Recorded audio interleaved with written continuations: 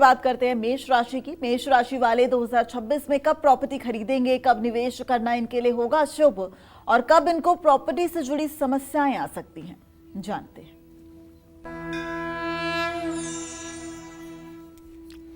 देखिए, ज्योतिष शास्त्र में, फलित ज्योतिष में हमारे मनीषियों ने ज्योतिष शास्त्र में चतुर्थ भाव को भूमि, भवन, वाहन और माता से जुड़ा हुआ माना है। 90 डिग्री से 120 डिग्री के बीच में, जिसका जन्म जब हुआ है तब से 90 डिग्री से 120 डिग्री के बीच में ग्रहों की स्थिति, ग्रहों की दृष्टि और ग्रहों के योग को देख करके इस बात का परिणाम निकाला जा सकता है कि व्यक्ति के जीवन में माता का सुख कैसा होगा, माता कैसी होगी, माता को कैसा रोग होगा, माता का आयुष्य कितना होगा, मकान कैसा होगा, मकान किस लोकेशन में होगा और किस तरह के मकान में जन्म हुआ होगा, और वाहन का क्या योग है, वाहन का योग है भी कि नहीं है। ये सारी बातें ज्योतिष शास्त्र के चतुर्थ भाव से देखी जाती है। अब हर साल हर व्यक्ति का एक वर्ष प्रवेश कुंडली होती है।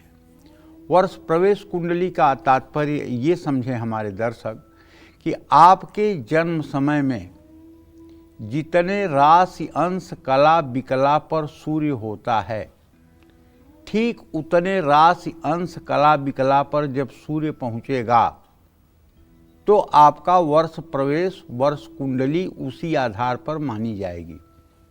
जरूरी नहीं है कि आप किसी साल पैदा हुए हैं 11 बजे दिन तो आपका वर्ष प्रवेश भी 11 बजे दिन होगा, ऐसा नहीं हो सकता है।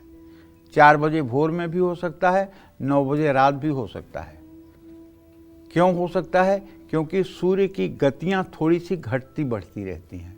तो सूर्य स्पष्ट जो आपके जन्म के समय पर है वही आपके वर्ष प्रवेश के समय रहेगा और उससे बहुत सी चीज़ें आपके जीवन पर निष्कर्ष के रूप में निकलती हैं। जो लोग वर्ष कुंडली के जानकार होंगे वो लोग हमारी इस बात से सहमत हो रहे होंगे कि जन्म कुंडली के ग्रहों की स्थिति अपने आप में बेजोड़ होती है, लेकिन इसके साथ जो वर्षफल के ग्रहों का गोचर होता है, जिसको हम ग्रह गोचर कहते हैं, उसका भी मानव जीवन पर बहुत सटीक असर पड़ता है। कभी कभी किसी की दशा बहुत खराब चल रही होती है लेकिन उसके जीवन में सब कुछ अच्छा हो रहा होता है, और या किसी की दशा बहुत अच्छी चल रही होती है लेकिन जीवन में खराब हो रहा होता है। ऐसे में अगर आप वर्ष कुंडली का अध्ययन करेंगे तो आपको पता चलेगा कि इस अच्छाई और बुराई के पीछे कारण क्या है। इस अच्छाई और बुराई के पीछे ग्रहों के गोचर का कारण है, ये बात समझ लेना चाहिए।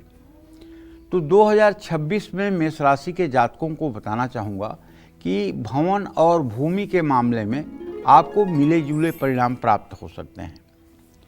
ऐसा मैं क्यों कह रहा हूँ? इसलिए कह रहा हूँ कि आपके चतुर्थ भाव का स्वामी चंद्रमा है, जहाँ बृहस्पति की स्थिति है। 2026 में शनि का गोचर आपके 12वें भाव में है। बचत करने में थोड़ी मुश्किल होगी। 12वें भाव में बैठकर शनि मेष राशि वालों के धन भाव पर दृष्टि डालेंगे। आपकी सेविंग्स इससे प्रभावित हो सकती है, लेकिन राहु का गोचर आपके लिए शुभ होगा, क्योंकि राहु की स्थिति आपके राशि से एकादश भाव में होगी।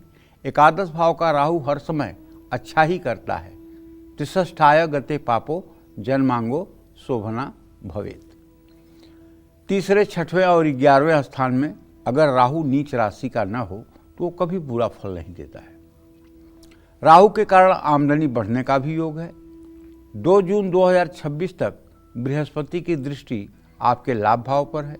बृहस्पति के कारण धन लाभ भी होगा, बचत भी होगी। 2 जून से लेकर 31 अक्टूबर 2026 तक बृहस्पति उच्च राशि में आपके चौथे भाव में गोचर करेंगे। 2 जून से 31 अक्टूबर 2026 का समय संपत्ति खरीदने, घर की मरम्मत कराने और संपत्ति में निवेश करने के लिए शुभ है। इन महीनों में आप संपत्ति बेचने का काम भी कर सकते हैं, जिससे आपको लाभ मिलेगा। बृहस्पति की कृपा से आपको पैतृक संपत्ति मिलने का भी प्रबल योग बना हुआ है। पैतृक संपत्ति को लेकर कोई विवाद चल रहा था तो उसका फैसला आपके पक्ष में आ सकता है। पुराने संपत्ति से जुड़े अटके हुए काम भी पूरे होने के प्रबल योग हैं। पैतृक संपत्ति या अपनी संपत्ति को यदि आप बेचना चाहते हैं तो इसके लिए भी साल 2026 का पहला पार्ट आपके लिए बहुत अच्छा है। साल 2026 में परिवार या ससुराल पक्ष से भी संपत्ति सुख मिलने का योग बना हुआ है। घर की मरम्मत पर भी आपके खर्चे हो सकते हैं। कुल मिलाकर साल 2026 में कुछ मुश्किलों और सावधानियों के साथ घर और वाहन खरीदने का सपना पूरा हो सकता है। मेष राशि के जातकों को चाहिए कि 2026 में संपत्ति का सुख चाहते हैं तो हर रोज भगवान शिव का दूध से अभिषेक करें। जल, दूध, गन्ने का रस, थोड़ा सा शहद, थोड़ी सी दही, थोड़ा सा घी से अभिषेक करके शुद्ध जल से शिवलिंग को धो करके सफ़ेद वस्त्र और जनेऊ, रुद्राक्ष की माला, मंदार, धतूरा, बेलपत्र, सफ़ेद पुष्प, कमल का फूल, ये सब आप शिवलिंग पर अगर अर्पित करें, धूप दीप नैवेद्य से भगवान शिव की पूजा करें तो मैं दावे के साथ कह सकता हूँ आपकी ज़िंदगी की अभिलाषा निश्चित रूप से पूरी हो जाएगी, इसमें कोई दो राय नहीं। और हाँ, अगर कर्ज है और कर्ज के कारण मकान का सुख नहीं मिल रहा है, माने घर आपका तो है लेकिन लोन इतना ज़्यादा है कि ईएमआई नहीं पे कर पा रहे हैं, जिसके कारण रोज़ आपको तनाव बना रहता है। हर महीने आपको ईएमआई के लिए सोचना पड़ रहा है। 2-4 महीने से नौकरी खराब हो गई है या व्यवसाय नहीं ठीक से चल रहा है, तो एक उपाय मेरा करके देखिए। आप 1.25 किलो लाल मसूर ये किसी प्लास्टिक के पैकेट में ले जा कर के किसी हनुमान मंदिर के पुजारी को मंगलवार को दान करिए, उसके साथ कुछ दक्षिणा भी दे दीजिए।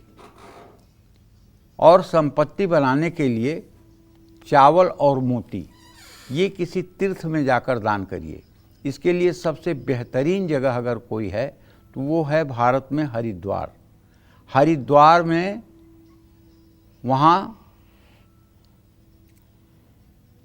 अगर आप हरि की पैड़ी में स्नान करके और मोती की माला और चावल और सफ़ेद कपड़ा दान कर दें तो मैं विश्वास के साथ कह सकता हूँ जो भी आपकी अभीष्ट या मनोकामना होगी वो शीघ्र ही पूरी होगी, इसमें कोई दो राय नहीं है। जय मां विंध्यवासिनी।